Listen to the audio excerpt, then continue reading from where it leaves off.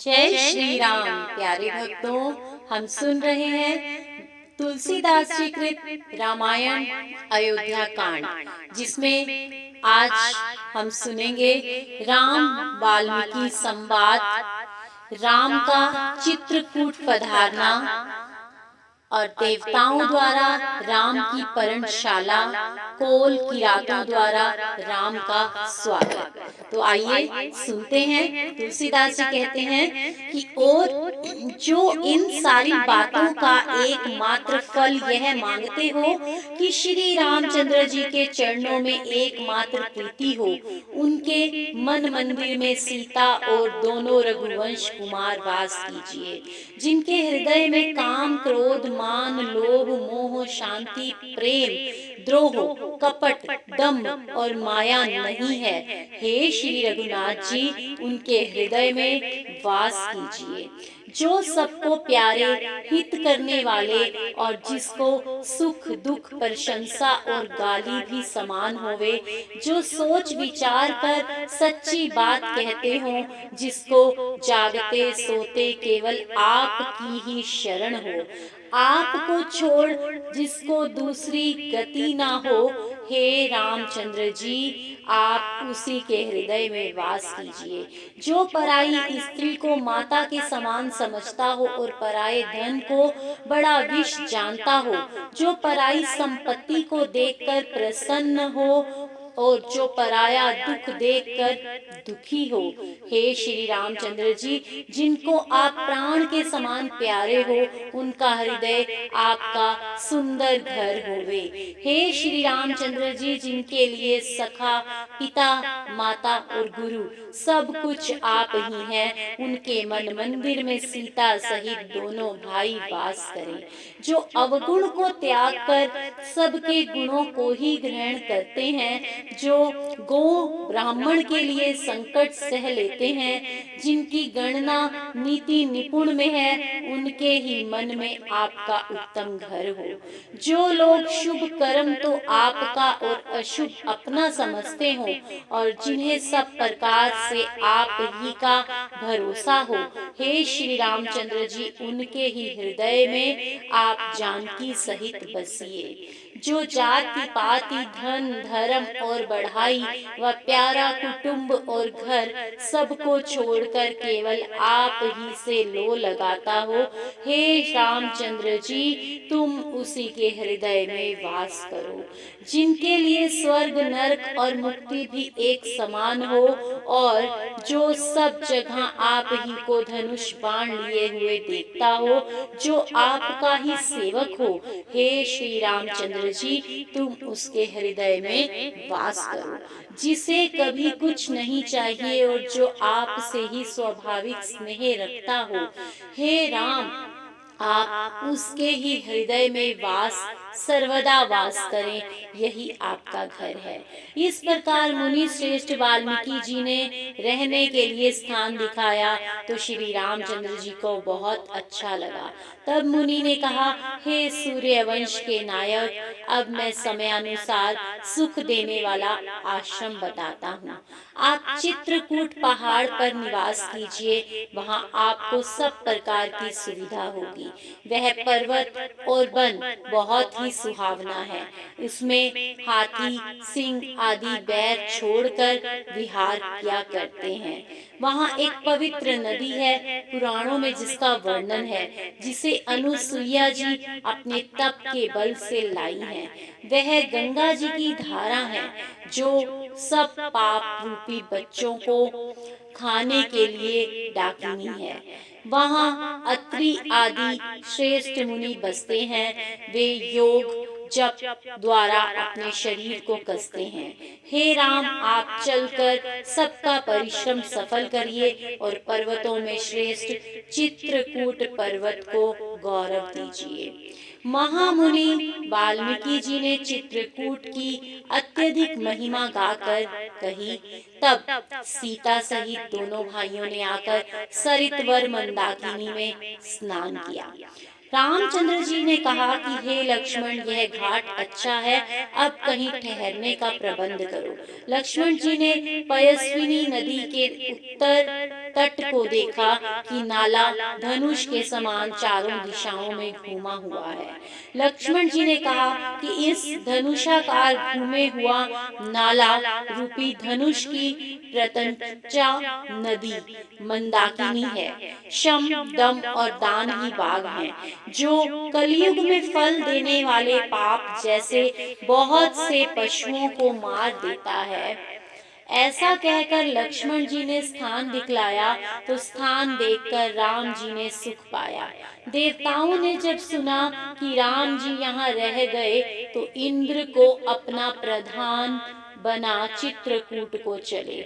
ये सब देवता कौल की रातों का वेश धारण कर के आए और चित्रकूट के पत्तों और घास के सुंदर घर बनाए, जो बखाने नहीं जाते। एक छोटा सुंदर और दूसरा बड़ा था।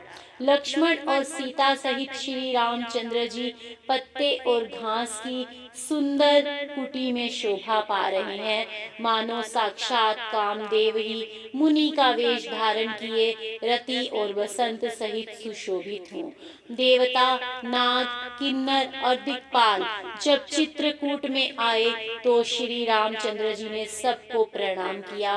देवता नेत्रों का लाभ पा राम, लक्ष्मण और सीता जी का दर्शन करके अति प्रसन्न हो गए। देवतागण फूल बरसाकर कहने लगे कि हे नाथ, आज हम सनाथ हो गए। सबने विनय करके अपना दुस्सह दुख सुनाया और प्रसन्न होकर अपने अपने घर गए।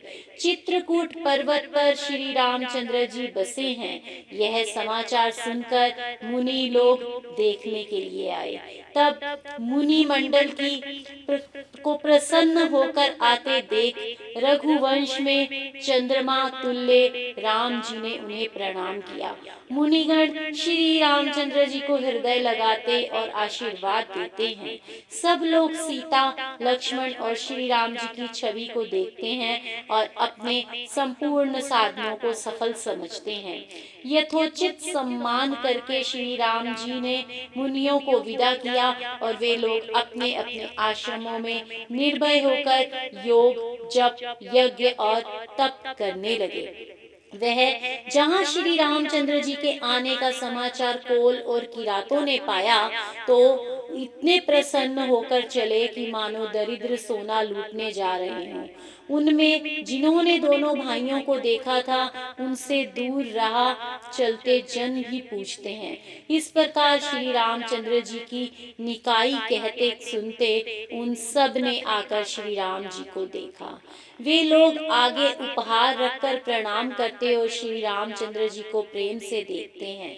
वे सब चित्र लिखे से जहाँ के तहाँ निश्चल खड़े हैं। शरीर में रोमांच हो रहा है और नेत्रों में जल भर गया है। श्री राम जी ने उन सब को स्नेह में मग्न समझा। तब प्रिय वचन कहकर सबका सम्मान किया। फिर वे सब श्री रामचंद्र जी को बारंबार प्रणाम कर हाथ जोड़कर यह नम्र वचन कहते हैं कि हे नाथ, अब हम आपके चरण देखकर सनाथ हो गए। हे कौशल राय, हमारे भाग्य से आपका आगमन हुआ। हे नाथ, वह भूमि, वह वन, वह मार्ग जहाँ जहाँ आपने चरण रखे हैं, वे सब धन्य हैं। जंगली पशु पक्षी भी धन्य हैं, जिनके जन्म आपके दर्शन से सफल हो गए। हम सब लोग भी सुकुटुंब धन्य हैं, क्योंकि नेत्र भरकर आपकी शोभा को देखेंगे और आपने अच्छा स्थान समझकर निवास किया। यहाँ आप सब ऋतुओं में सुखी रहेंगे। हम लोग सब प्रकार से आपकी सेवा करेंगे। हाथी, सिंह, सर्प और शेर से बचाएंगे। यहाँ के वन, बावली, पर्वत की गुफाएं और खो सब हमारा पग पग देखा हुआ है। हम लोग जहाँ तहाँ आपको शिकार खिलावेंगे और तालाब, झरने आदि अच्छे अच्छे स्थान दिखाएंगे। हम सुकुटुंब आपके सेवक हैं। हे नाथ, आप आज्ञा देने में मत सकुचाइए। जो प्रभु जी वाणी से अगम्य है, वेद और मुनिगण भी जिनका पार नहीं पाते। कृपालु प्रभु की रातों के वचन इस प्रकार सुनते हैं जैसे पिता बालक के वचन सुनता है। श्री रामचंद्र जी को केवल प्रेम प्यारा है, इस बात को जो जानने वाला है वह जान ले। श्री रामचंद्र जी ने संपूर्ण वनवासियों को संतुष्ट किया और नम्र वचन कहकर प्रेम वाक्यों से उनके मन को परितुष्ट किया। श्री रामचंद्र जी ने उन्हें विदा किया। वे प्रणाम करके चले और श्री राम जी के गुण कहते अपने घर आए। इस प्रकार सीता सहित देवता और मुनियों को सुख देने वाले दोनों भाई वन में जा बसे। जब से श्री रामचंद्र जी आकर बसे हैं तब से वन मंगलदायक हो गया। श्रेष्ठ लताओं से सुंदर वितान युक्त वृक्ष नाना प्रकार से फूलने और फलने लगे। वे वृक्ष स्वभावतः कल्प वृक्ष समान सुशोभित हैं, मानो नंदन वन को छोड़कर स्वर्ग से मृत्यु लोक में चले आए हैं। भ्रमर मंडली अति सुंदर गुंजार कर रही है और शीतल मंद वायु बहता है। मोर, कोयल, तोता, पपीहा, चक्रवाक और चकोर आदि नाना प्रकार के पक्षी बोलते हैं, जो कानों को सुख देने वाला और चित्त को चुरा लेने वाला है। हाथी, सिंह, बंदर, सुअर और हिरन वैर रहित होकर सब एक साथ विचरते हैं। तब शिकार के लिए घूमते हुए श्री रामचंद्र जी के सौंदर्य को देखकर मृगों का समूह प्रसन्न हो जाता है। संसार में देवताओं के जितने वन हैं, सब श्री राम वन को देखकर ईर्ष्या करते हैं। गंगा, यमुना, सरस्वती, नर्मदा, गोदावरी आदि नदियां की जो धन्य हैं, वे तथा सब बड़े सरोवर, समुद्र, नदी और नद आदि सब मंदाकिनी की प्रशंसा करते हैं। उदयाचल, अस्ताचल, कैलाश, मंदराचल सब देवताओं का निवास स्थान, सुमेरु गिरी और हिमाचल आदि जितने भी पर्वत हैं, सब चित्रकूट की महिमा करते हैं। कैसे महिमा करते हैं? थोड़ी सी महिमा हम भी करते हैं। चित्रकूट के घाट घाट पर शबरी देखे बाट, राम कब आओगे। तो चित्रकूट के घाट की महिमा। विंध्याचल तो इतना प्रसन्न है कि उसके मुख में सुख नहीं समाता, क्योंकि उसको बिना परिश्रम के ही बहुत बढ़ाई मिली है। चित्रकूट के पशु, पक्षी, लता, वृक्ष सब जीव धन्य हैं, पुण्य के समूह हैं, ऐसा रात दिन देवता कहते हैं। चेतन जीव श्री रामचंद्र जी को देखकर और अपने जन्म का फल पाकर शोक रहित हुए। चराचर जीव श्री रामचंद्र जी के चरणों को स्पर्श करके सुखी हो मोक्ष के अधिकारी हुए।